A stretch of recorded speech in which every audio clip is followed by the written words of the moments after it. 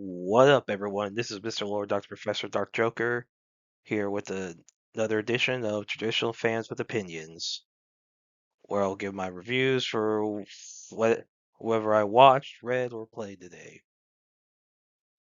And who are Traditional Fans with Opinions? That is myself, and that is you, the viewers.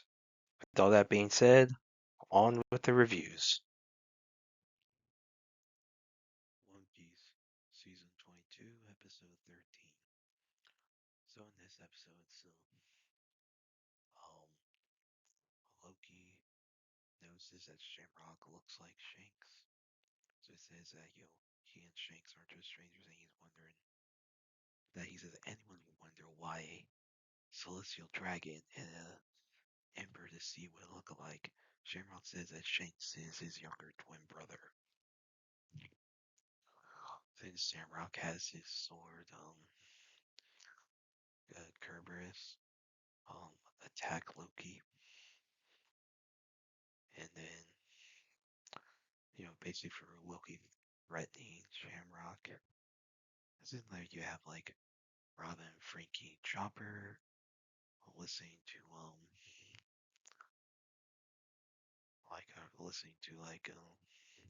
Saul explaining this mural. So there's a mural like showing like all the first worlds, the Age of Nika, second world, which we assume is the Void Century, then the third world, which is the current one, and you have all the cataclysms. So the visuals for that freaking awesome, and there's a lot of stuff that's about to happen that's about to go down. Like there's a lot of questions we have about like what's going on with like that lore.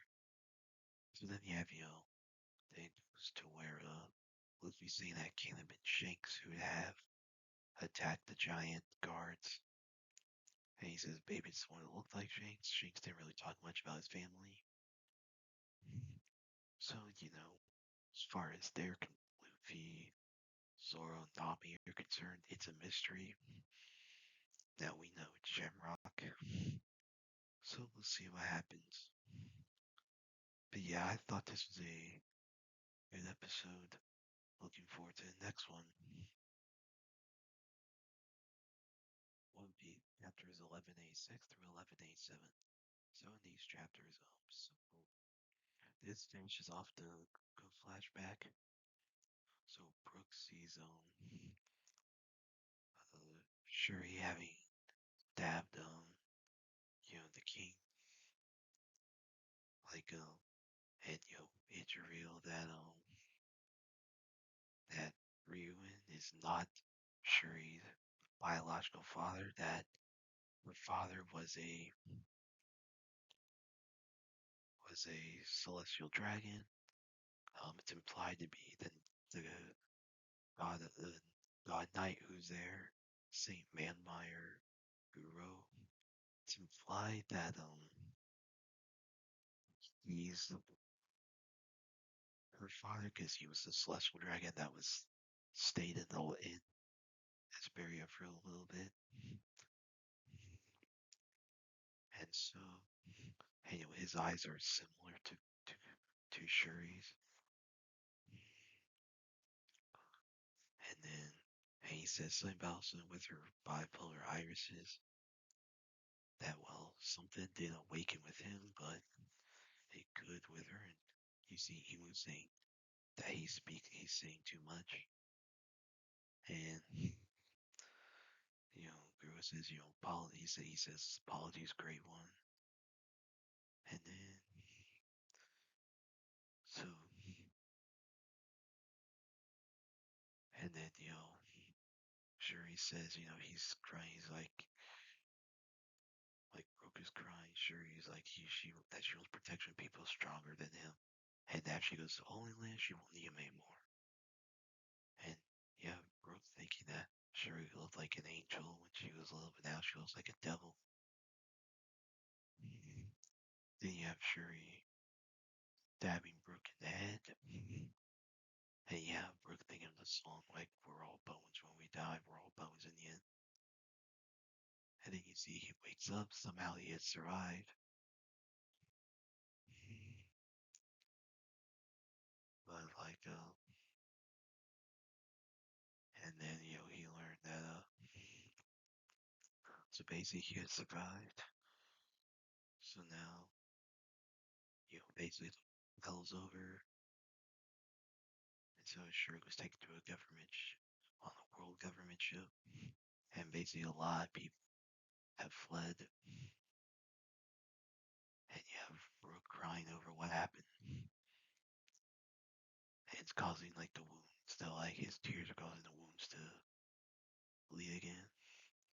And Brooke says it goes back to the present. Brooke says he didn't know about Delphres at the time, and he thought he had hallucinated. And he says, and he thought it was just hallucination from the shock of seeing Ryu and dead. And he says if there wasn't illusion but real memories. He asked, if it would be alright if he would have faith in Shuri again, that if she's a victim in all this. He says he wants to save her, and he asks for their help, so they all agree. So then they all try to figure out how to get towards the block of ice, to figure out how to break the ice so Shuri can get out. Then you have Luffy saying towards Emu and Loki. And you have Emu tells Loki that 800 years ago, giants lost trying to save their children. And Loki's wondering, what does he mean 800 years ago? And he says if Emu says giants' nature doesn't change, if he just abducts their kids, their nature won't. That you can control them. He says history's repeating itself. And he says it's too late, giants are his slaves. And then you see Luffy punching Emu in the face, which is actually very funny to see Emu's face get punched. And Luffy telling Emu to get out of Elbaf. So then, after that, the fight's going on. Luffy tells Loki that, he's too hurt, he should step back. And then, you see Emu doing an attack called Blade of Hatred Stigma that knocks Loki back. So then you have, Rook, Jinbei, Usopp, Frankie, and Nami are at the block of ice trying to figure out the melted. They don't know because it's weird that when they touch it, they can't tell if it's cold or not. But then Loki falls back, hits it, then the hammer falls down on top of it, then the ice starts melting. So then you see Luffy fight Emu. And so you have Zoro talking to Zombers about what's all going on. They're trying to get the kids. Zomber says his ally killing him will get the kids in no time. And they'll be out there.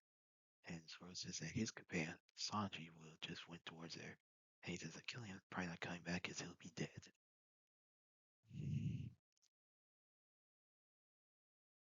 And then you see them fight, them starting to fight each other.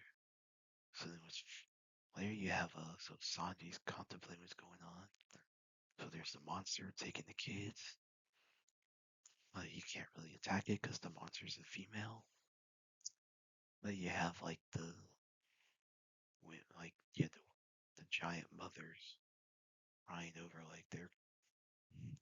their kid to be taken, so he gets to see them fry. So his deduction is he could get involved with that, but what he's gonna do, he's gonna deal with killing him. So I guess that allows him to keep his rule of not attacking women. It's kind of funny he has to think about it.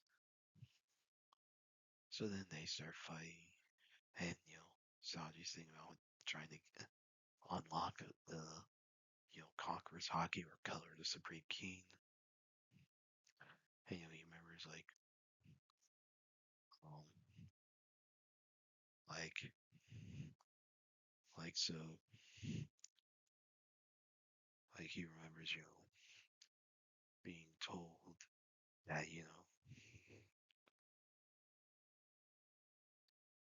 by by Scopper Caban that if he wants to help Luffy become king of the pirates, he needs to get Conqueror's Hockey. And so then you have Luffy confronting Joy Boy in Gear 5,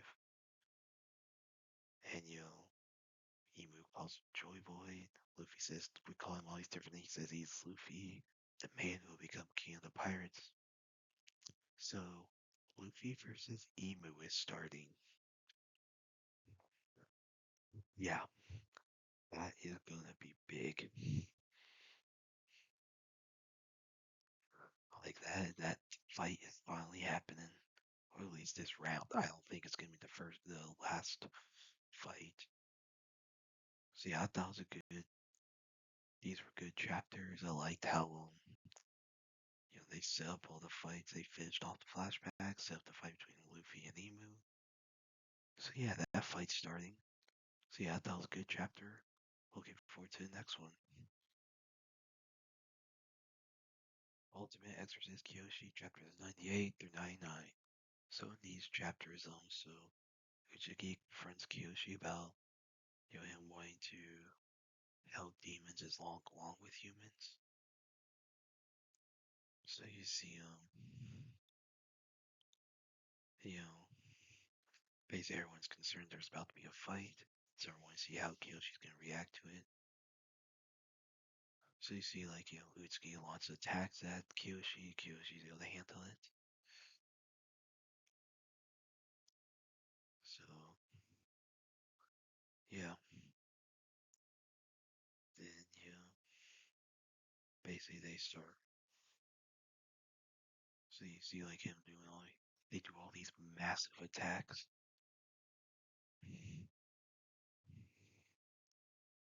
Then you see after he's able to defeat the attacks. So so Utsuki says, all right, yeah. He's yeah. So Utsuki's like, all right. He says he doesn't like the idea of protecting us, but he admires that Kiyoshi's staying firm in his convictions. And then he says, Kiyoshi has to prove his conviction to him. But he says if he ever goes to Demon's side, he'll kill him. Kiyoshi's like, all right. And yeah, so and Sakagi tells Bushi, that's because if he was actually testing Kyoshi the entire time. And yeah. And Bushi says that someone's gonna come for Kyoshi sooner or later. And then, Saki says Kyoshi has him. And you see the Germans telling Utsuki to clean up the mess that was made.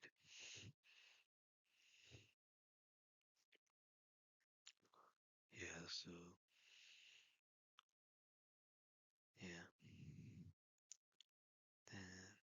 Then Kiyoshi is formally inaugurated as a cross paladin.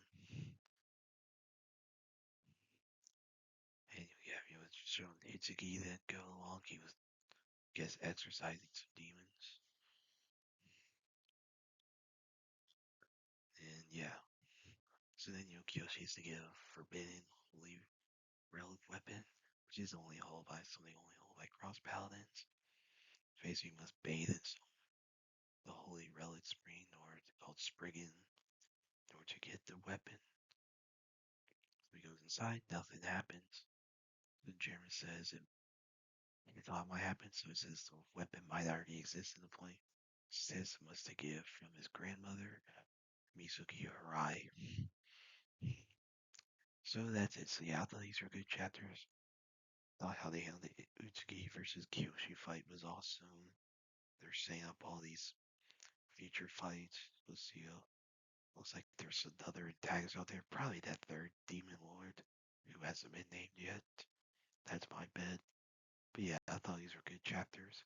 Looking forward to the next one. Ichi the Witch, chapters 88 through 89. So in these chapters, so you have,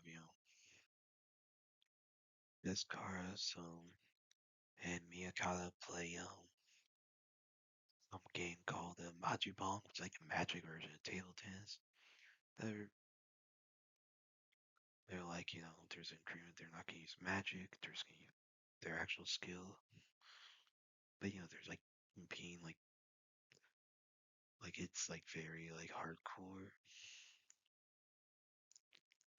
So then you have, Descartes tries to cheat them, but Miyakata,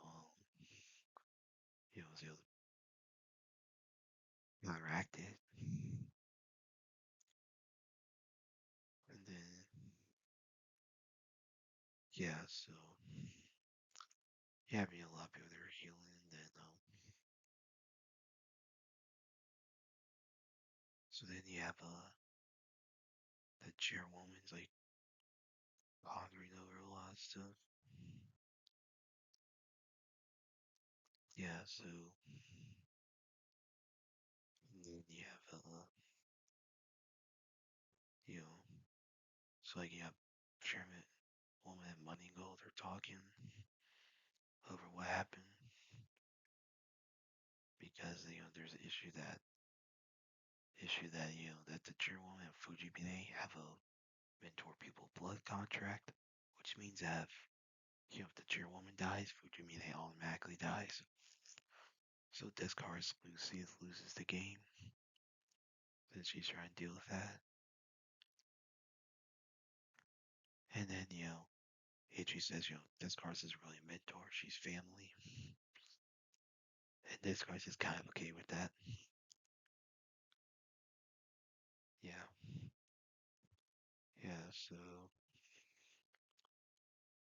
And then you have, Ichi and Higurashi, they play.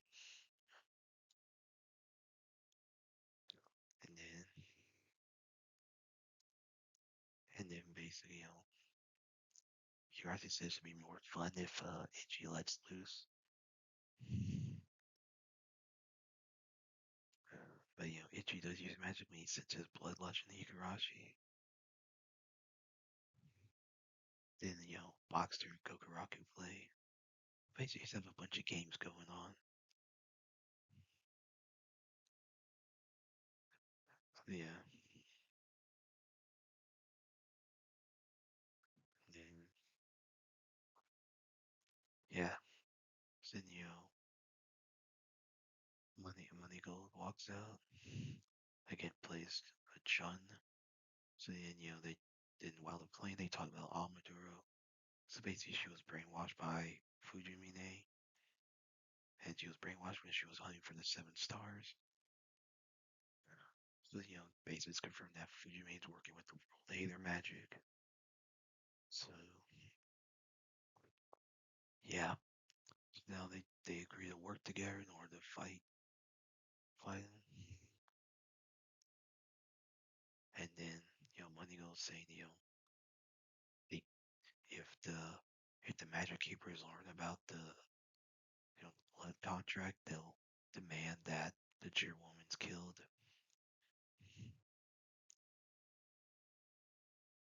Then yeah, so we'll see what happens. So it's gonna be interesting. You know, basically, but the Ichi thing about Fujime's words about him not being cut out to be human. So into them thinking about that. So yeah, I thought these were good chapters. Thought the games were freaking funny. Like are taking table tennis so basic version table tennis so seriously. I thought it was hilarious. So yeah, I thought these were good chapters. Looking forward to the next one. Spy Family, chapter 137. So in this chapter, so Twilight's in the hospital. So this is the one where he works. So he has a chronic gastric ulcer and some mild blood loss. There's some stress-related lacerations according to the doctor, but he has a hairline fracture in his left hand. He wonders if there wasn't tearing. He wonders what the sounds were that he heard. And, he mentions he never thought he'd even be admitted to the hospital, his own hospital. So the guy leaves, says if he needs something to ask Dr. Young. Basically, the law doctor's at some symposium. When Twilight says, he has to submit a report on the pizza party. And, so Nightfall's there, saying that, she'll attend the symposium instead of him. And, trying to figure out all the connections between Donovan and Othen's old group. And, Anya and Yor arrive. So you have Anya, Nightfall, of course, wants to get with Twilight. Anya suspicious of Nightfall because she reads her mind. So Nightfall offers her candy, to make her happy, and it's just funny. And Yor's like, hey, don't eat too much candy, Anya. You're all room for lunch. And Nightfall thinks that Yor's seen through her strategy, but no, just Yor being a mother. It's just so funny. Nightfall's reaction. You have Anya calling her hard no mama. It's so funny. So Nightfall leaves to deal with the symposium. Because he's trying to give her, so Anya starts tailing her. It's so funny.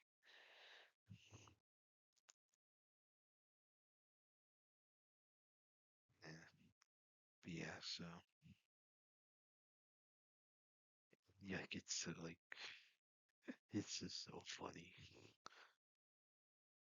And Nightfall throws a candy back towards Anya's hand, and while Anya's distracted by candy, Nightfall disappears. She's trying to do research on you know, for the symposium and talk about there's a former director that's attending, you know, and basically his name's Mr. Sergey. So yeah, so basically then and basically I guess he's in he's actually there, and she's he gets all the Nightfall gets all the intel she can after Dr. Corey, so then she goes, and then audience now lost, and so in the few there's like wait, isn't that what? Yeah, and Anya tells her that she's trying to get to the administration, and they realize the administration. She's like, yeah, and and Anya claims that um that Lloyd was sending her to the one-eyed lady, and they're like, wait, they're talking about Fiona for us. And then Nightfall sees the car, and he notices it's been here for a while. And he hears that Sergey must be there.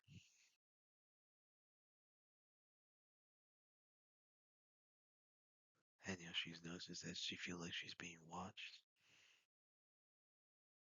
and that there's some armored cars with some bodyguards. And then she notices the license plate is one of the Desmond family's personal vehicles, and she wonders if Melinda's there. She has an appointment to schedule, but apparently style character for to arrive without a appointment. And then it's revealed to be Donovan Desmond is there. Yeah, that's gonna be interesting because if Anya arrives, so if Donovan and Anya meet each other or come across each other, that's gonna be interesting. Yeah. See, I thought it was a good chapter. It's funny seeing Anya trying to spy on on Nightfall. It's so funny. Let's see how that goes. Like, let's see how that goes. But yeah, that was a good chapter. Looking forward to the next one. Doctor chapters 22 to 23. So in these chapters, so Ig helps Dan with Charlie's illness. Um, he sees some of Dan's past where Charlie's brother Ludo had died, and so that's why Dan wanted to be a doctor, so no one would be able to, so that people would be able to help the village, and and then so basically Ig says to keep, since if he reveals his lies before the surgery, there could be some stress on the patient. And so, yeah. And so, basically, Lady says he'll contact the hospital, the one we're taking out in his name. And so, he says his conditions don't pretend to be a doctor again. And he says once it's over, he'll leave, like, Dan should leave the village. And so, and then, the surgery's done. Yeah. And so, basically, before to like, long knowledge, like in order to get medical care, he needs knowledge, technique, and the resolve to carry the weight of people's lives. And so he wants Julie and Dan to focus. So, the surgery's done. And then basically says, hygienist says, doctor is known to have half-hearted kindness, but what doctor needs more than else is a strong will to help people no matter what.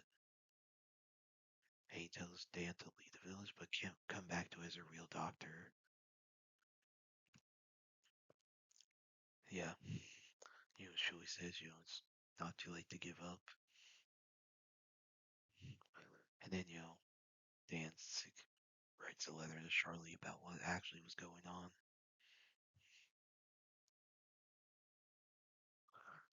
Charlie says, she weighed 10 years, she'll weigh another 10 for him.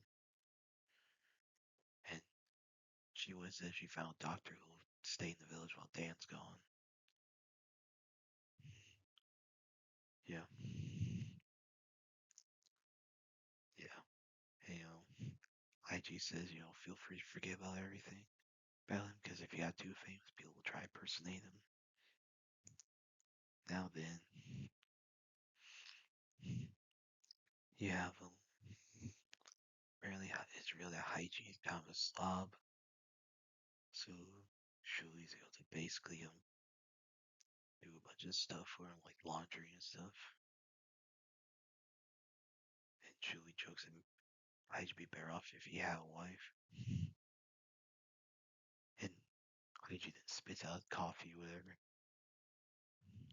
So then a woman arrives, saying that she's been waiting 6 months. She asks Hygie if she would date her. And he was like, what? And then Kushimi sees the woman and tries to ask her out, but then he gets knocked on the head by her.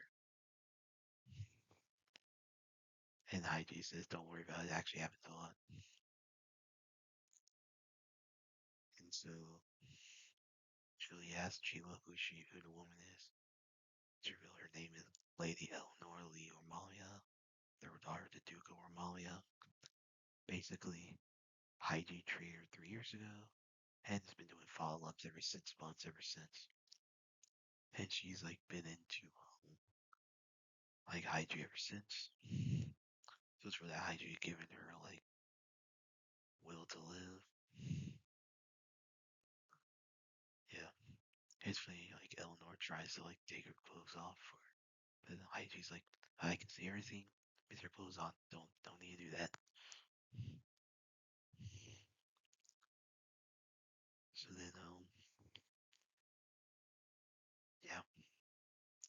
So they just does checkup, says, good health, only a relapse, so this will be the last follow up. But and well, then Eleanor says, no, she's not healthy. And she says whenever she thinks of him, her chest is getting squeezed tight. Then Chiwa says, hey, no physical contact. And Chiwa says, that Eleanor has no idea how to deal with women who are his patients. And Eleanor asks if Chiwa has a crush on Heidi. Chiwa gets shocked by the question. He says that he's her business partner. But then some lie that Shuli might be into Doctor, like into Heidi as well.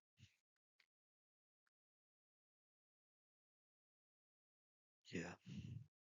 So yeah, you see like Shuli explain everything about he's a slob and all that. It's so funny. And like yeah. Like how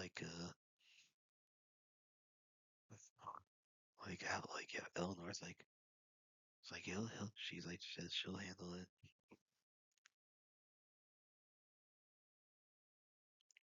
But IG says, that he can't date or marry um Eleanor, but sure it may be fine to love someone, but he says, doing someone would be a hindrance to his work as the under doctor. So it seems like Eleanor kind of backs down. I guess respects his wishes.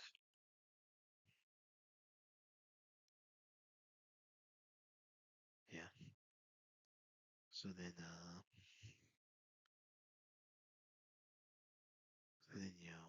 IG walks, I guess, without he forgot his necktie, and then like someone reminds me, it's so funny.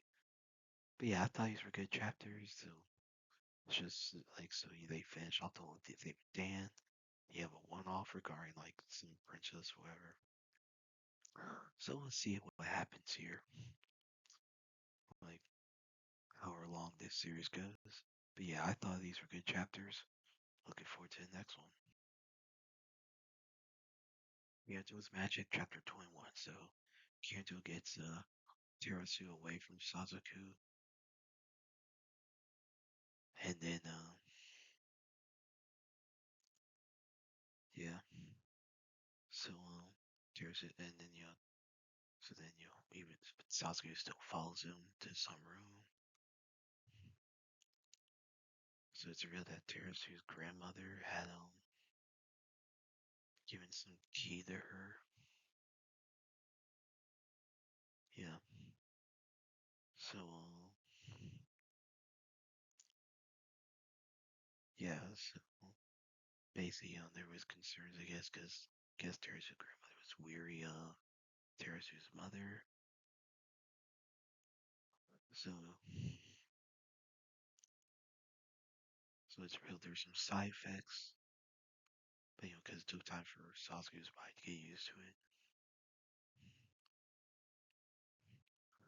Then, basically, so then Sasuke says, that basically like those with power would create the system. So basically, basically that Sasuke says she's gonna lead through strength. Kyoto says that what Sasuke's proposing is healthy at all. And Kyoto says, Terasu's wanting a world where that's more peaceful. And then, basically sort of, about the Kyoto says he's gonna fix Sasuke.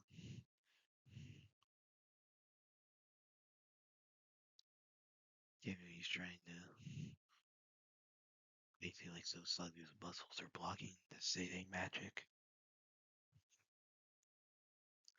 Terasu offers to help, saying until death for him to do the Fushikaden dance, which is something that neither of them have done before. Basically, the dance that allows their mana to, to like they synchronize and allowing their physical abilities to go stronger. So then they do it. You know, they're like they have to do it while holding hands. Terasu starts blushing from that, and then so then they synchronize their magic, fight Sasuke. Then they're able to use like keep fighting, but then like eventually Kinato is able to use his say magic on Sasuke. Terasu says Sasuke that she's on taking anything on Kinato. She just trusts him. So then the magic is able to trade Sasuke's muscles, and she then gets very relaxed. And so that ends the fight. Basically, Kyoto and Terasu were declared to be the winners, so we'll see how the aftermath goes. But yeah, I thought these were decent chapters. Like, they were funny. So, I don't know how long this series is gonna go, but I think we're getting to the end of this arc. So yeah, those were good chapters. Looking forward to the next one. Roku's House of Oddities, chapters 12 through 13. So in these chapters, so you have, Nana Hiroto, who's a member of the occult club, you know, arriving at the, there's like, basically they're meeting up with, Akari. And so, yeah, and, they start talking about, so it's funny, so, Hiroto is like, kind of jealous, sad about, like, that basically there's a girl that, like, I guess guys are obsessing over more than her. So it's kind of funny. So then Akari goes to investigate a haunted phone booth with him. So Akari calls the spirits, asks what's going on, like how he should handle it. So Johan answers and says that he should probably leave. That since Akari is a cursed master who interacts with curses on basically daily, he's more sensitive to stuff. Yeah, so that he should be concerned if he senses something's wrong. Then and then Akari says he's got a bad feeling.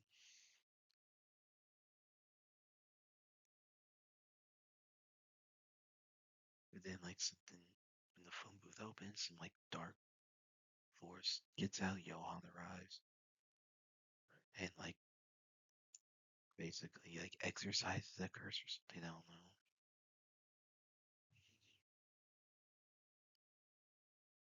Yeah. So basically like Akari says, basically, yeah, there's some hallucinations from some weird grass in the phone booth. So what happened? And then, so then, basically, Akari says, that, wants to stay in a place. And he knows a lot about paranormal stuff. And then, but then, Akari knows there would people like, nagging him about Johan. So that was funny. So then, also, um, yeah, so then, the Akari and the spirits go to a nature tour at Heisei Memorial Park. Because, Ultra wants to go there. And, yeah. So then, they all go. And they all wear some disguises, like regular clothes. So then, yeah. Then, Johan uses powers to conceal, the dog. Yeah. So you have, it's funny seeing everyone wearing regular outfits. You have Johan looking like he looks like a celebrity, so all these girls are getting around him. And it's funny. So basically, Johan says that everyone sees the dog is like 8 foot, like is like a 8'3" guy that's like slightly hairy.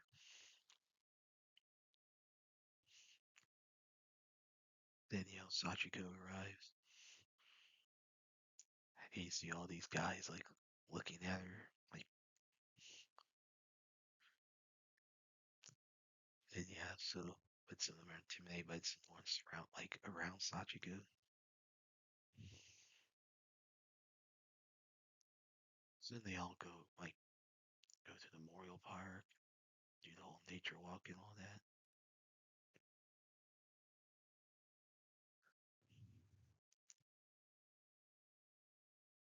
Yeah. So yeah, but then basically, Ultra says here reaches like she wanted to pay back Akari for taking her out the other day. And Ultra's, he says that Ultra is such a good kid. He wonders how in the world she's a curse.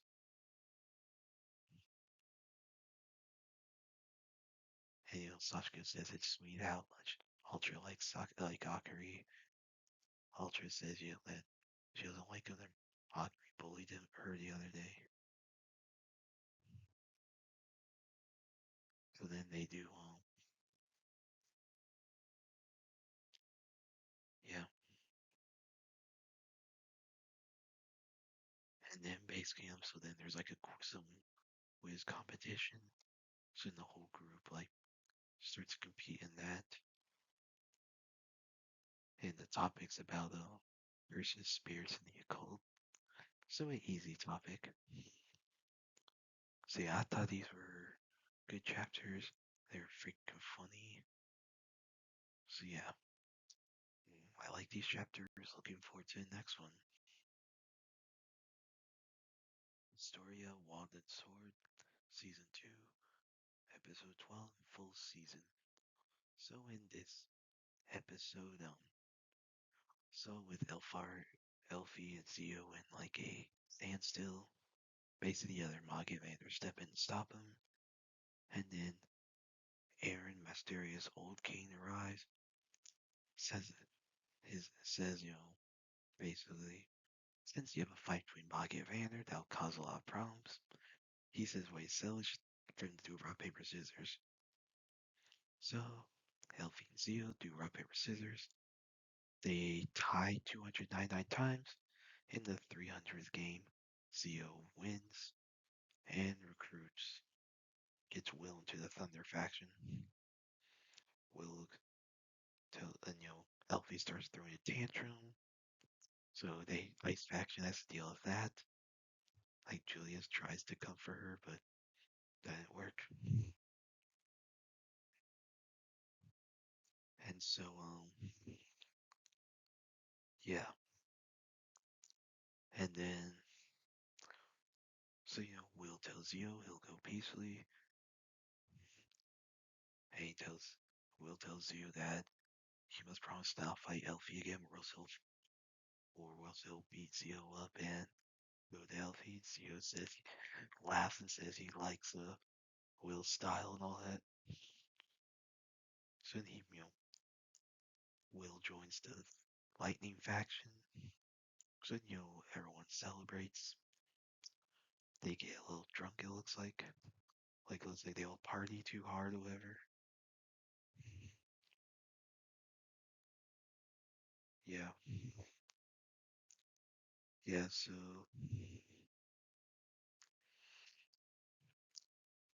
and then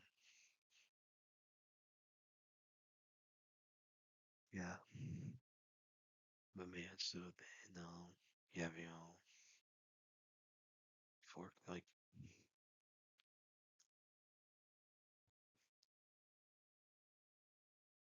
and then you have like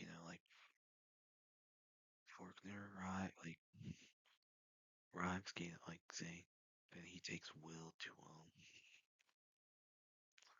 you know, outside the tower where he sees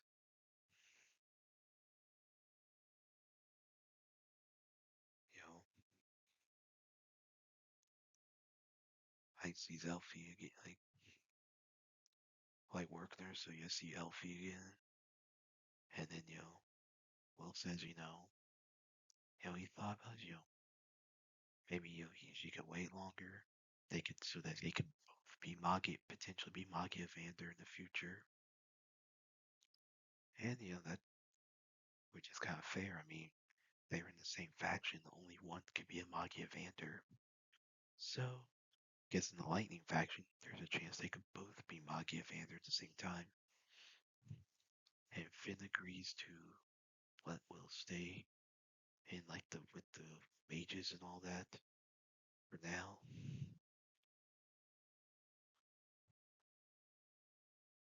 So then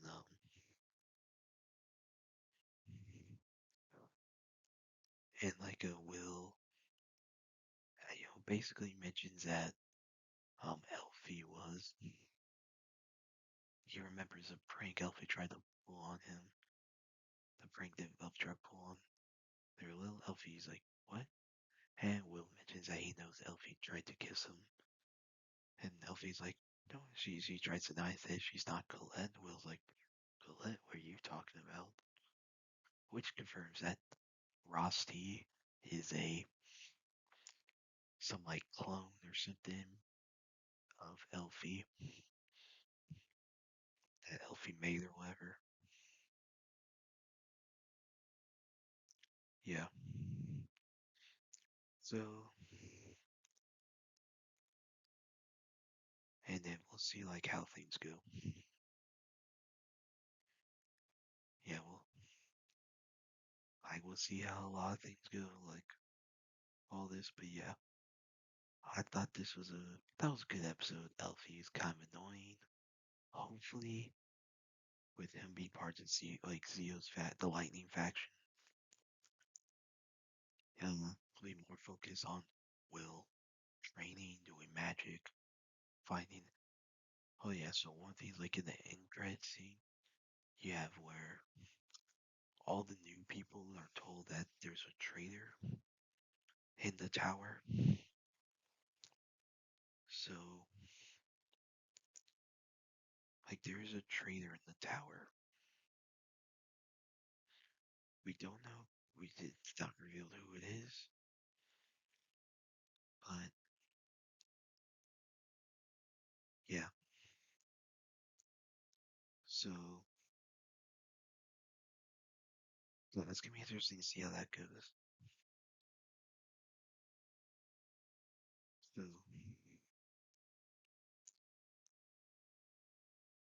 and then we'll see like how things go in in this like now this I thought it was a good episode as far as this season. The first episode or two or whatever they were mid. Like when it's focused on Elfie, it's kind of mid, but when it's focused on Will being actually when it's like him trying to improve and him like using his abilities, I freaking like it. I just wish Elfie would like. I wish it wasn't him being a simp. That I still don't like that. But where overall, I thought it was significant improvement over. That was significant improvement over season one because you had like the attack, then you had to reveal the traitor. Of course, you gotta figure out who the traitor is, and we'll see how that goes. But yeah, I thought this was that was a good season. You know, I'm really looking forward to season 3. Last to be Hero Destroyerz, chapter 9. So in this chapter, the students explore like the dungeon area, and they see some students have turned to stone. And yeah, so then Valaris turns to stone. It's like this monster comes out there and falls in the hole. See how Kuma and few others are trying to like deal with like a lot of people turn to stone and fight off these monsters. And it looks like someone though is observing them. So we'll see how that goes. But yeah, that was an interesting chapter. You know, there's these monsters, students turn to stone. There's a big threat here. So we'll see what happens. So yeah, I like this chapter. Looking forward to the next one. Hal Formula Chapters 3 and 4. So these chapters, so Miharu is on podium for the second day in a row. Of course, he's third place. So first place was Soichiro I, who's with CET Motor Group. Second place is Villepidi Jr., who well that group's Masumi Hinakura. So then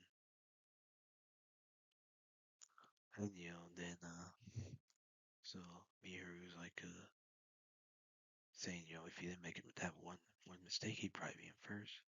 But he says he's glad to be on podium 2 days in a row. And it's pretty good considering his past races. He says it's probably his best performance yet, but he's like still frustrated. It's how it feels to lose.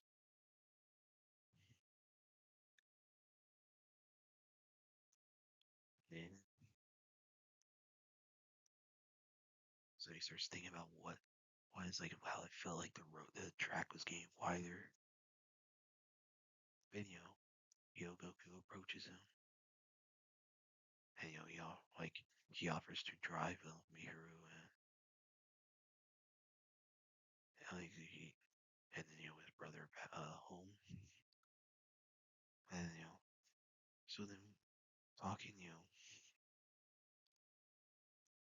and so then and then basically Goku asks says he knows that Miharu like saw the track get wider, and now he's seeing how a top racer sees the track the whole time, and basically says when a driver is a life or death gamble that you know does what that is able to do well and go through it, they're basically they're a changed person. The next race, it's like they're something. Their mind just clicks, so they push really hard. death, whatever. And he says it. And so, like, basically, it's an experience that you can't go back from on. And so, basically, you unconsciously start pushing, like, yourself more. And he says,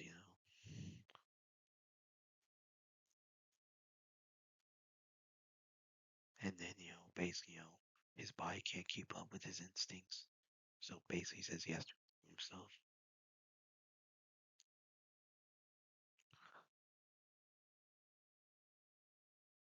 And he said, Kiyoshi says, he'll have to truly master his instincts, but if he does, he'll be basically he'll be like a top racer. And he says, Miru, and he has to, Miru mention that he has to be at work in the morning.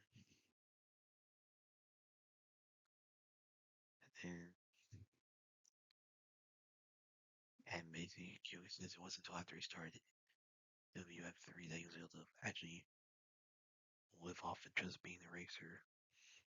And WF4 is just a proving ground. Man. Basically, he says, if he gets WF3, it's not a world he can walk away from. Well, he gets will get sponsors and all that. And that he'll be able to get by to live modestly. And he says, if Miru makes his WF3, he'll introduce him to some people. Miru asks why Kyoku's doing all that to him. Kyoku says, that Miru's the same type of driver as him. And, and he says, what he has to do is win in Oida. And he says Kyoku says if Miru wins in Oida, he'll teach him how to drive on the brink of death. And so,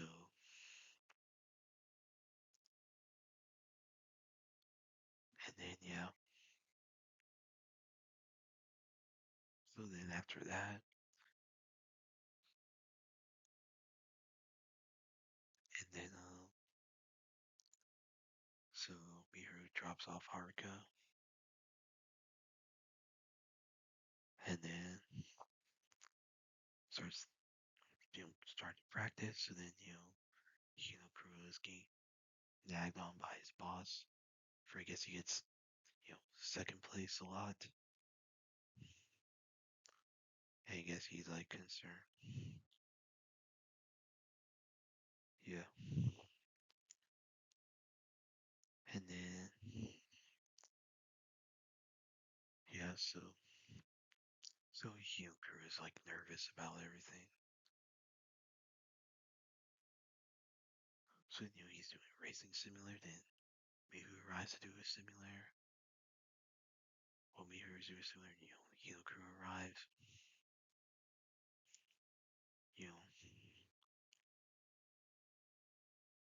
And then,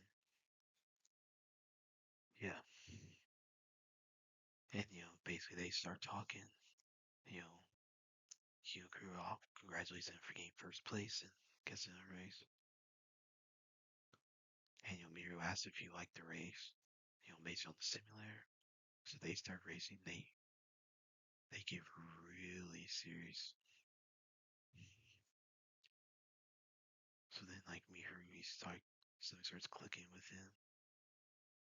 He starts thinking about how, like, he's like used to throttle. And, learns that, steering control is about using brute force with his hands. It's about overpowering with the throttle. So it's like stuff starts clicking with the simulator. Yeah, so it's gonna be interesting how that goes. But yeah, I thought these were good chapters. So the race is about to get interesting. Oida's, they're saying that as the big race. I imagine based on previous sports series that Suisha's done, Oida's probably gonna be where the series ends. But yeah, I thought these were good chapters. Looking forward to the next one. And Master chapters 2 and 3. So in these chapters also Barat's training Ur in order to like so he can, how his power is. He doesn't wanna basically like yeah, he's concerned if it were accidentally blows up a village with that. Anyway, you do. Or, and basically Barat gives Ur a practice flute to help develop his skills. And apparently the Lord of Napruk heard about what the level 2 being defeated and asked for help, and Ur had accepted on his behalf. And then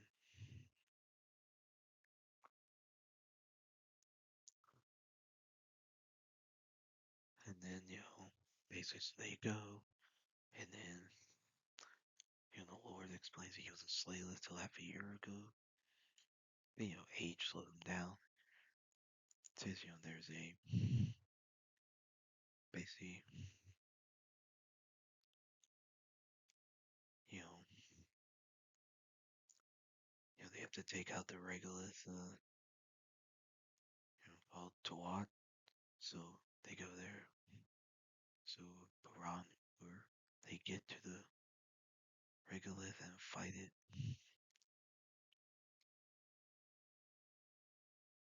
So then obviously it's difficult, but then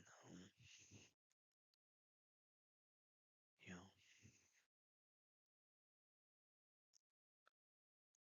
basically yeah. So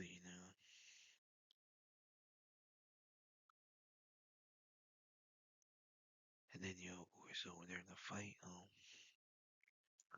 Ur's able to like defeat use his powers to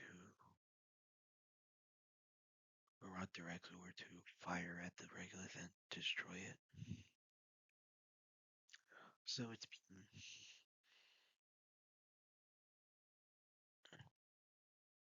yeah. So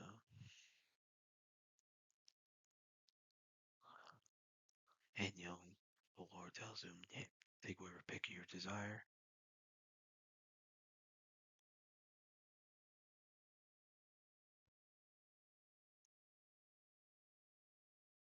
And so, but so Tawat was the village. So Barat says, give whatever reward to Tawat in order to definitely recovers.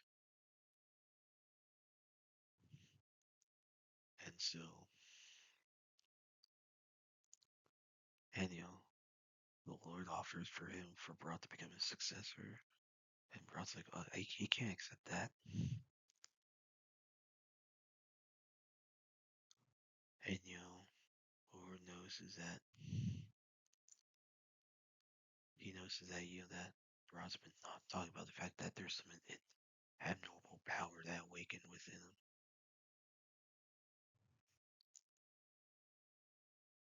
So like, so basically, and then basically like so he offers to or says he wants to use his abilities to help Barat. And yeah, and then the Lord says he's his nephew's going to get the central regions, leader a group to go after some regulars. Or says they'll he says yeah you can leave to them, but like the regulars above level 3, it's likely one of the demons is involved. Basically, demons created the regulars. And so, yeah, there's some big, like, I guess, very powerful enemies involved. So that's interesting. Although they're just trying to, like, build up these enemies because I don't know if they're about to get the axe or if they're just trying to set up the build interest because of the how series get axed very early. I don't know. We'll see what happens. But yeah, I thought these were good chapters. Looking forward to the next one. Rick and Morty, Season 9, Episodes 6 and 7. So in these episodes, so in the first one you have, Rick, Morty, Summer are in some alien restaurant. Rick gets drunk. Rick, Rick opens a portal. Morty and Summer say they got Rick's car there. They don't want to leave it.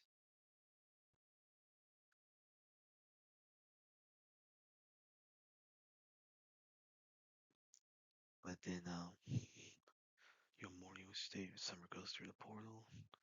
Morty yells at Rick, telling him they need to get the car. Rick gets his head through the portal, argues with Morty. But the portal closed and Rick's decapitated. So Summer brings Rick's headless body to a technician who gives it sentience. But the technician tells him about this people who were after Rick or whatever. And Morty, gets Rick's head. Somehow they're do like whatever the technological enhancements. And then so you see Rick's body and head separate. They're like happier. So when they're finally reunited, they start trying to kill each other. And eventually they're able to like basically so there's some other technician. It's it was some hot lady whatever. So Rick's head was I guess wanting to get with that lady, but then Rick's body some shown to have had sex with that lady. So Rick's head so then eventually they're able to sell their differences. And it's implied that Rick basically sucked his own dick to sell things. So after the whole head and body reunite, Rick tells Summer Morty he can learn from what's happened. So then, Rick, Morty, Summer, they do the exercise. They get third place in Alien Olympics, whatever. Then they go to the restaurant, do it all, and do the whole all-you-can-eat thing.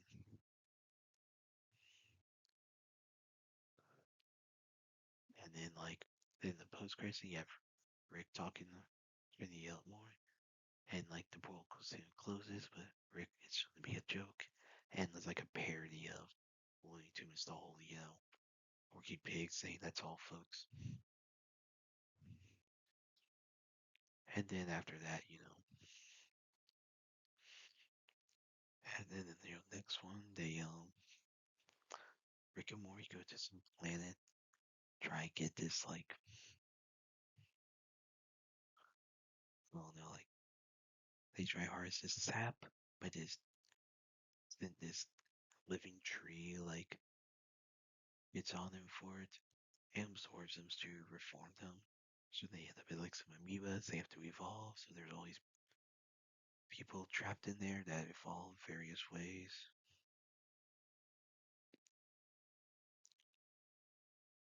And then yeah, so they basically Rick yeah,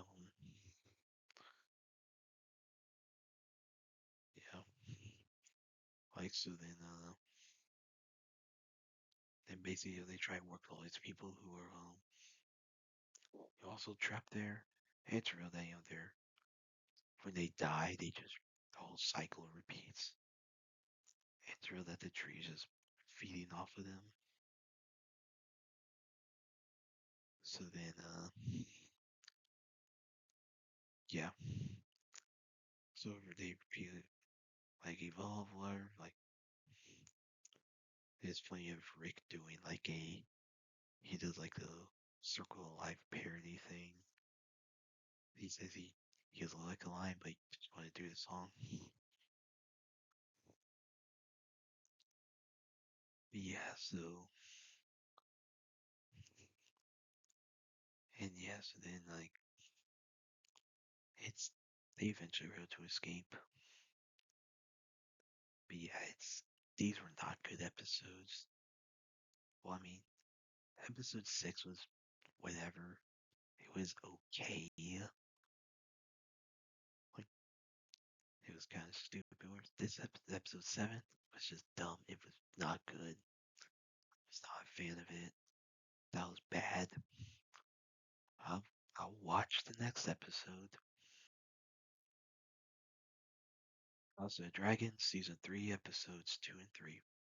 So in these episodes, so Adam, Hugh, and Ulf, they they go after the Triarchy's remnants at the gullet.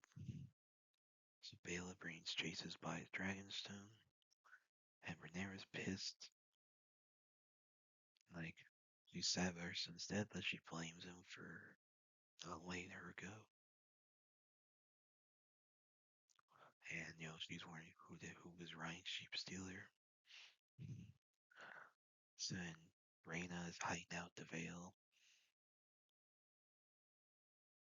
Like once they hide the Vale, Jane Eyre tells her to leave. Rhaena offers to protect him with Sheepstealer. Now Aegon and Larys they get away from their captives. And Adam finds Corlys, who offers to legitimize Alan and Adam. He doesn't have any money with her, but he wants to give him his name. So they kind of make amends. Oh, and Allison asks Luther Larges, Khmer Saywatch to surrender the city to Rhaenyra. Jasper Wild, aka Ironrod, learns about that, and he attempts to rape her. Orwell, Maester Orwell sees him and has the guards arrest him. Well, let's see, I mean, yeah, Allison's about to learn why Jasper was called Iron Rod. Yeah. Thankfully, Orwell stopped him. So, Daemon learns of Jacaer's death. He returns to Dragonstone. Rhaenyra asks him to find Sheepstealer's rider. And Aemon gets to Harrenhal, kills Simon Strong. He's injured, and he asks Alice Rivers for help. And so, basically, Alice is pissed at Daemon not giving her Harrenhal. And so Rhaenyra, Daemon, Hugh, and Ulf, they arrive at King's Landing. And then Luther arrests Hightower supporters. Rhaenyra wants Aegon, but learns he fled. And it's revealed that Loras had imprisoned Otto Hightower. So Daemon gets him. Then when Otto's sent there, Daemon tells Rhaenyra she has to kill him in order to submit her rule. So Rhaenyra, even though she's not wanting to, she cuts off Otto's head. Then Daemon beheads Jasper. So Rhaenyra, has become queen. Alice and Helena, and Jair, who were supposed to escape, they were captured because the guards weren't aware of it, and they were brought to the throne room, and they see Otto's head cut off. Now later, Daemon confronts Ormond Hightower. Ormond seemingly surrenders, and gives Daeron Targaryen to Daemon as a hostage. Now Tessarion, Daeron's dragon seed, doesn't go with him for whatever reason. Daemon tells Rhaenyra that they should execute Daeron because he'd be a threat to her rule. Now Forless tells her that the treasury is empty. And yeah. And so and then basically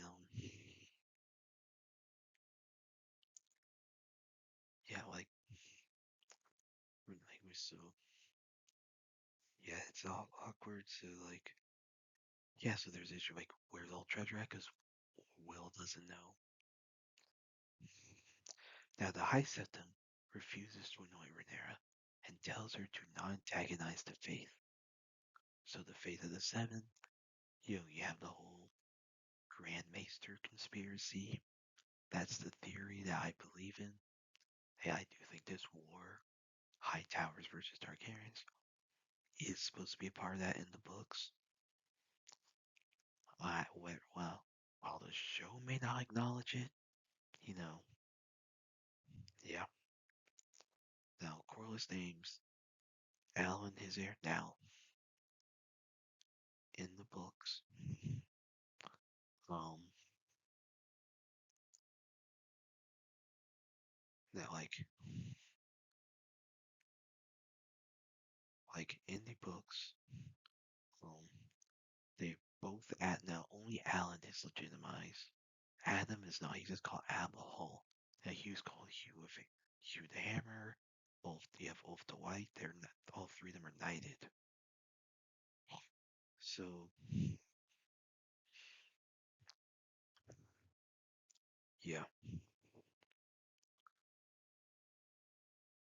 So then now Adam in the books becomes the heir to Driftmark because well he has a dragon. In this show, Alan is named the heir immediately. Now Alan does inherit it in the books for reasons that probably won't that the show won't reveal till season 4 because that's the second Battle Tumbleton. Now and so now Corlys is pissed that Ab's not legitimized, and then basically Corlys has and Rhaenyra says, well she can't do it, legitimize an illegitimate child if well Ab's not legitimate, where not Alan is, who knows?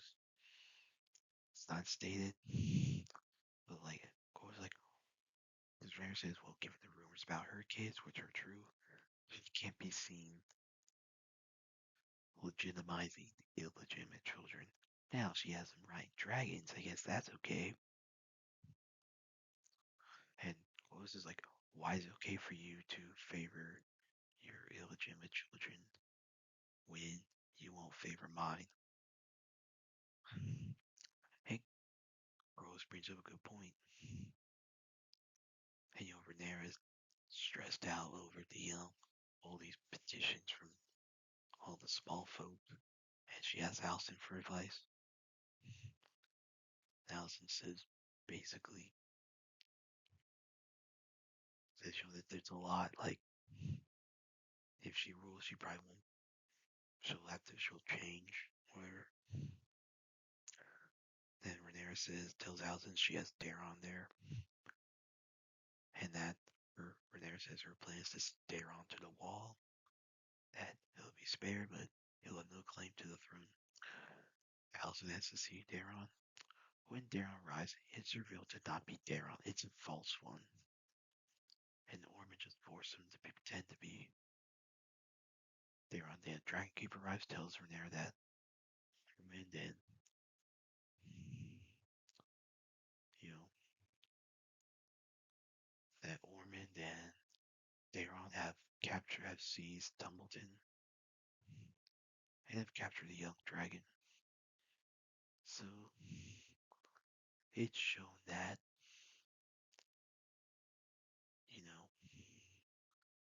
basically Daron is at Tumbleton. And, Dragon tells Rhaenyra to not kill any innocents. Some would cause problems. And given what happens in the books, regarding the Hugh and Ulf, we know there's a good chance we have an idea how things are going to go. Now, in the first battle, Tumbleton, down the book, which that's supposed to be how this season's going to end. Like, the first battle, Tumbleton is going to be interesting. Like, it's going to be actually very interesting how things go.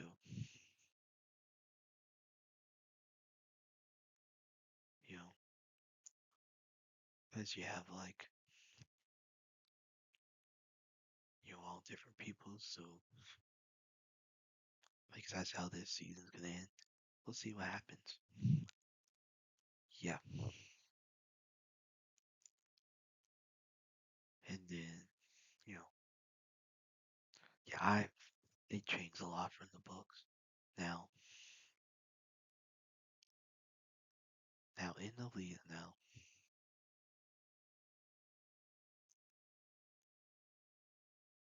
so in the basically like they're saying the first battle Tumbleton. How that's all gonna happen, who knows?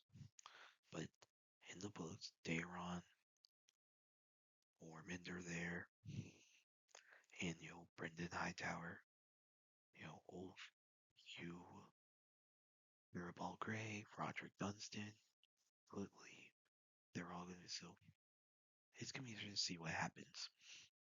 Yeah, they've changed a lot from the books, and that pisses me off. The whole Reyna riding Sheep Stealer. Reyna has her own dragon called Morning. Now it hasn't hatched yet. It hatches late in the war. It's a baby. It dies there in the rain. I believe it dies during the reign of Aegon the Third. Nettles is supposed to be riding Sheep Stealer, and Nettles actually tamed Sheep Stealer.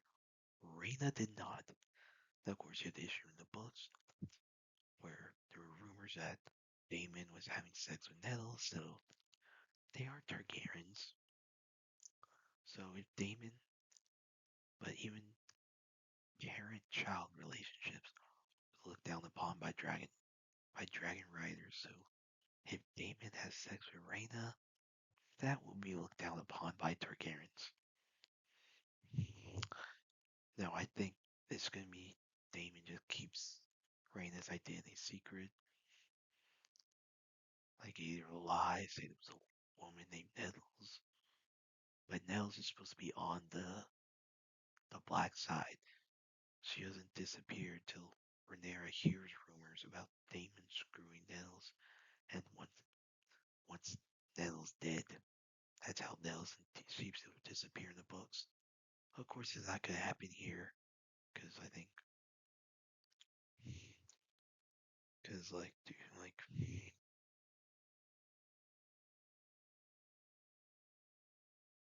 it was like Reyna, like in the books, she lives like past the war. Like she lives past the war now. Like tours, like so. Yeah,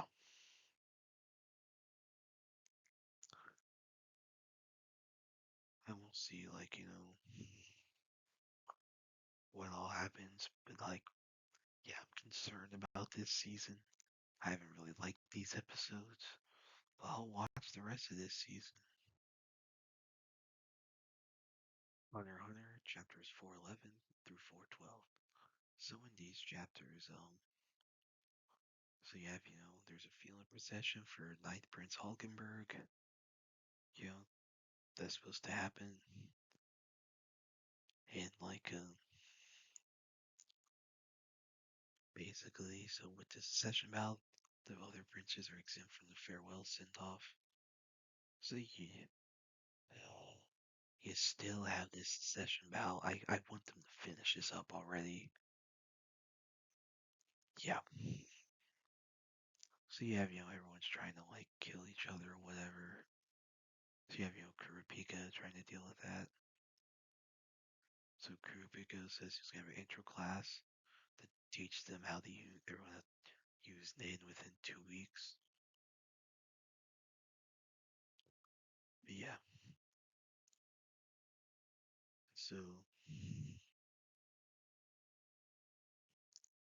like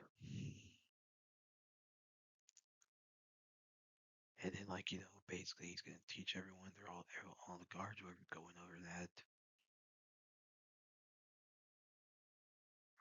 And then like yeah. basically, of course, you have like to deal with Hockenberg being likely being assassinated. Then yeah, so then basically, and they're all going around the handle how guards and the princes will be taught then.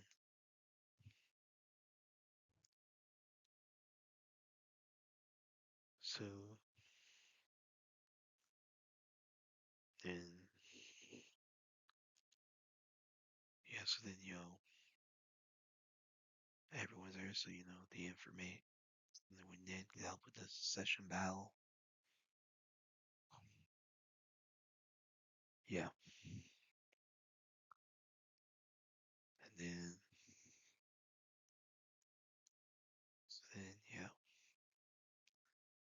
So Rubika said what he said may have been misunderstood by people.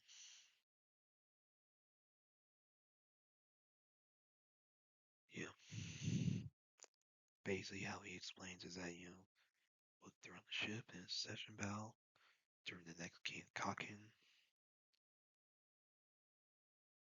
And the sole survivor is gonna get the throne. And then yeah, so basically then you know and so like if whoever becomes king, whoever use then all that will guarantee prosperity for the next generation. So yeah. So then now of course the issue of sacrificing kin would lead to the clan being wiped out. At least there's a risk of that. Basically, yeah. So basically, there's like the whatever rituals go on is 4 phases. When when it's powered by Nin, is the deals with the battle of secession. Yeah. Basically, it's gonna take 2 months for the Black Whale to reach the new continent. Well, there's a past since then, so they have a month and a half left.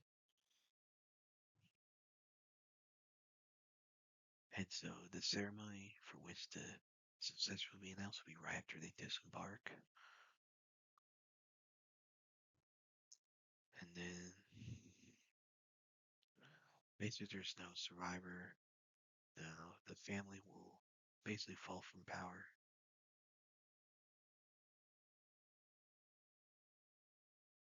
Yeah. Yeah, so and so then, they got and basically like, so deal if there's one survivor, there's a deal like well over hurry up and they just kill whoever needs to get killed. And apparently 14 Prince Mobile's not eligible for secession. So that's a whole plot twist. So then I was trying to figure out what's going on.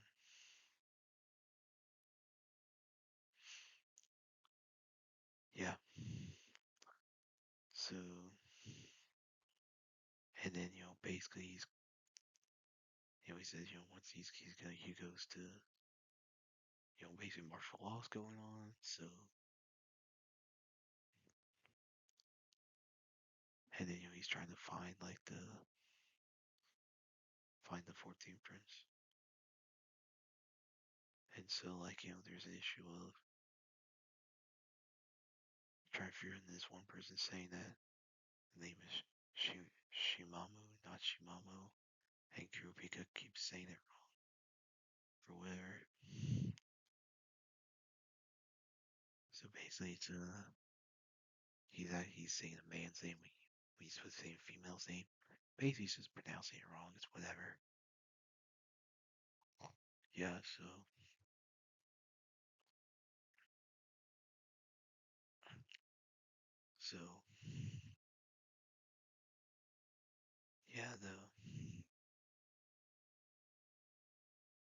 so and then there's a whole deal. Yeah. So Obel is like a woman's son, you know, and then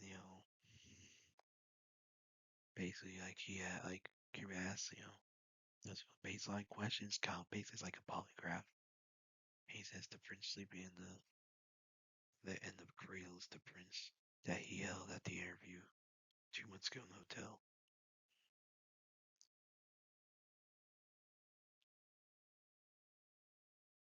And Kirby's deduced that the baby's not Wobble.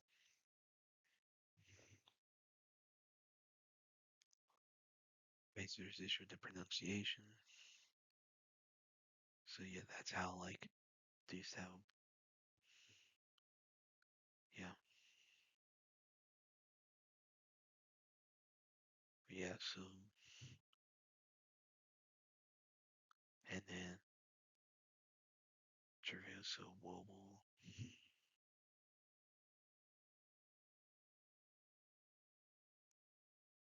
Yeah, so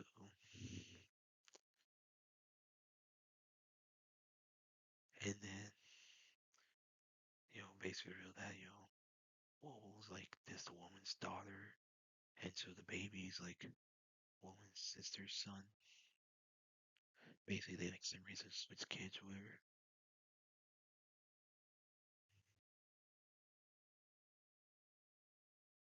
And so then the baby, then the son, so neither baby is eligible.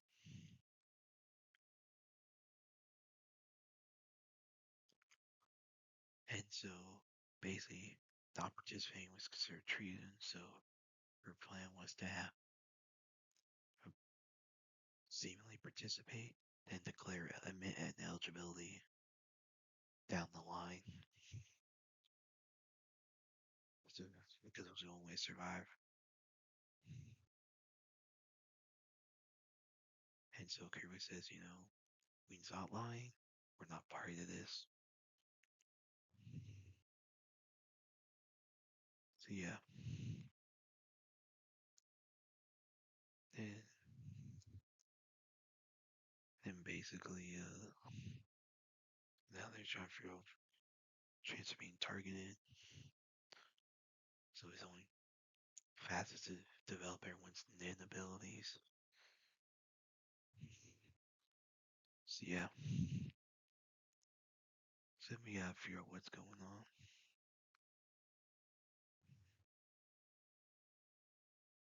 So you have, survive, then you have, one guy dealing with lawsuits.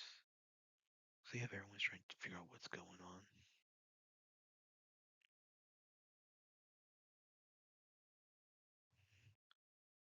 So yeah. So there's a whole deal about the trial.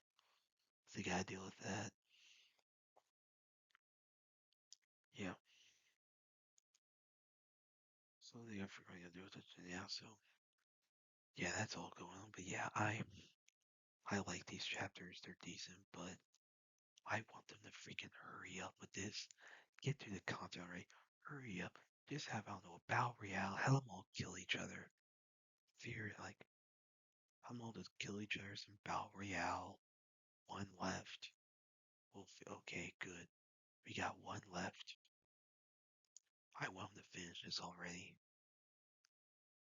But still, I thought these were decent chapters. Looking forward to the next one. Let's go Kaikigumi episode 1. So in this episode, I'm some high school student, whatever, who's afraid of ghosts. Comes across a ghost girl named Michako, and like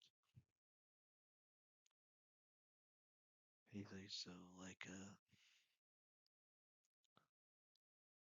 basically Michako feels she's the boss of the Kaikigumi, which is an organization that keeps spirits and monsters in line. And basically, Michako girl forces the guy to become like her assistant. So the guy comes across like Hill comes across his spirit as like a loincloth. Basically asking to touch it in order to get luck. Only he can see the spirit. So he keeps trying all day. Eventually go sees him. And mentions maybe he's losing like losing sight or else. He's like, then the guy's like, yeah. And the spirit's like, yeah, that was the purpose of it. And lets him touch the loincloth. Guy disappears. This spirit disappears. And he's like, crap, he's late for school. And Michael's like, why are you going to school on Sunday? He's like, oh yeah. So it's implied it might be a luck is like, so Sunday, so he wasn't late for school. I thought it's an interesting premise. The jokes didn't hit that well, but hopefully it improves because the premise is interesting. So I'll watch the rest of this series. Piece Heroines. So this is like just a special whatever. It's now there's short stories. Now like it's like a one episode thing. I don't know if there's gonna be more, but there's just one. But yeah, so basically Nami hurts her feet and basically she goes to the designer, let him know lipstick like has for a new pair that she can fight in. And she revealed apparently that's a capper that let him know is this sister Mucha been dream making since the store started. So Lemno says he'll have a new pair if she models for like does like a runway where so Nami gets Robin to help her rob him for there and Mucha makes the shoes whatever Lemno finishes it.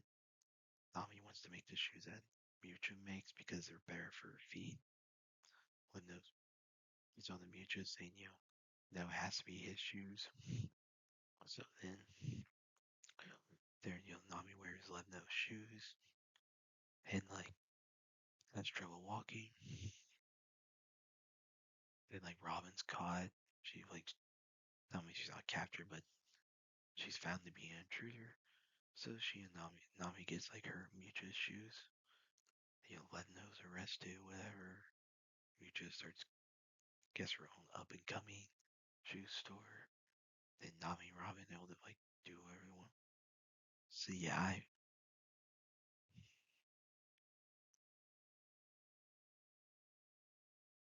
and also they were Nami was stealing back the valuables that Ledno's pirates had stolen from the Straw Cats. So yeah, I didn't like it. That was kind of stupid. It's whatever.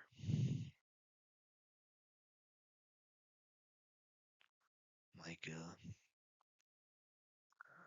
I thought it was a dumb like it's not a good special. It's kind of boring about fashion stuff. Like I don't care. I'm here for pirates and like all the lore, devil fruit stuff like that. So I didn't think it was very good. Aliens and Monsters. So this new movie that came out. So at some film history museum, a lot of people are giving tours.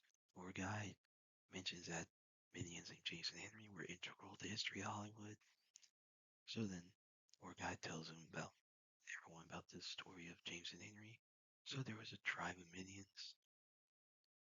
They're trying to find a boss to like serve, and they fail. Like they accidentally get a Cyclops kill, like Cyclops injured.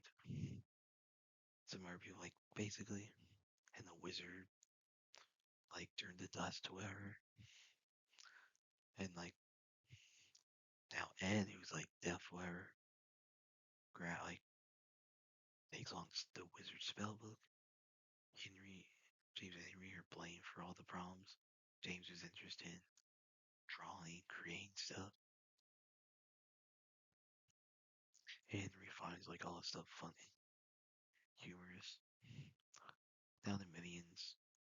Now Dick is the leader of the tribe. They make jokes about that. They see the minion named Dick, well, acts like a dick.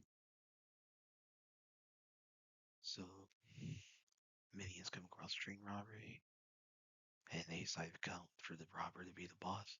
It's revealed to be a filming scene for a Hollywood production, and film director Max was pissed at the minions, and but they're out filmed, so Max has to show it to executives, Frank and Elwood anyway, and they're owners of of Wright Brothers Studios, like they're the Wright Brothers. So then, but the Wright Brothers like the filming of the like main antics, so Max hires the minions, stars movies, and the minions become basically celebrities. They do a lot of silent films, but then when sound comes along, the minions' language does not work well with the technology, so they're fired. So then James has a idea to come with a little movie called Minions and Monsters, so he uses a camera loaned by Max. So they try to come with the monsters, so entities used to spell like to summon like a tiny squid monster that looks like Cthulhu, named Gumi, or full name is Gary Orgum Oliver Magma Ichabod the Deceiver, or Gumi. So Gumi says, he has the monsters for the movie. So Gumi takes them, James, Henry, and Ed, who, when all the other minions leave, they find a alien robot named Dort, which is a reference to the robot Gort from the day they were stood still, and become his minions. And while Dort plans to conquer the world, he falls in love with a women's rights activist named Debbie. So Dort and Debbie start dating. And so James, Henry, and Gumi, they go to his frozen area and free Phillips and then Ed Howard. Now, it's real that Gumi plans is obviously trying to trick James, Henry, and Ed. So, Gumi, Phillips, and Howard summon Irene, a orange blob monster.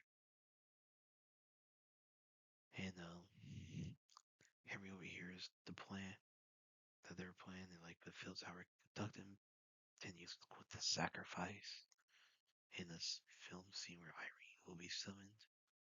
So Irene like starts causing stuff, and then like you see them, the four monsters are coming. James, Henry, and Ed try to deal with the monster and the other minions. So when they help, then Dort also helps. So with Dort gets all his spacecraft to help the minions in fighting. Then Henry and James use a spell to trap Gumi, Phillips, and Howard in the spell book, while Irene's destroyed. The minions are hailed as heroes. Now Ed had captured the whole battle on film. So, it's the whole thing's will be made to a movie, which wins an Oscar. The trophy was like a banana, and the tour guide finishes the story. And it's the whole tour is a film within a film. James Henry directing, and so they have to make great scenes of the spell book being used by Gru's minions for random stuff. So yeah, I like this movie. That was decent. It's just a decent, funny movie. The monsters are funny. Like it's not trying anything special. It's just funny. So yeah, I thought it was a decent film. It's probably gonna do very well in the box office. Young Washington. So this is a movie that Angel Studios made about in the early years of our first president of the United States, George Washington.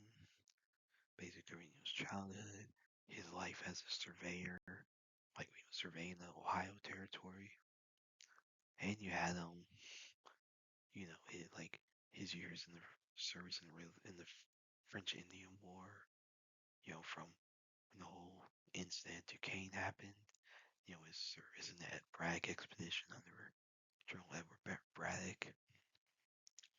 And so yeah, stuff like you know, Washington's friendship with Christopher Guest now in the movie. Guest dies at Fort Necessity, but in history, he dies in 1759, um, like of disease. Like he dies of smallpox in 59, but in the movie, he's like, in the history, he is at Necessity. The movie shows him dying July 3rd, 1954, Necessity, but he actually lives in history and he's actually part of the Bragg expedition. And Thomas Gage is like a major character. Now he was part of the Bragg expedition. However much he and Washington knew each other in history before then, I don't know. You know, of course in history they become adversaries at the revolution.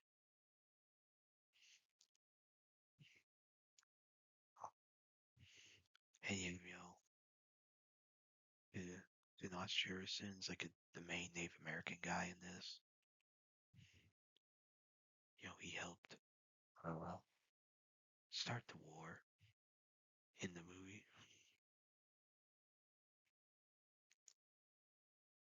And so, and basically like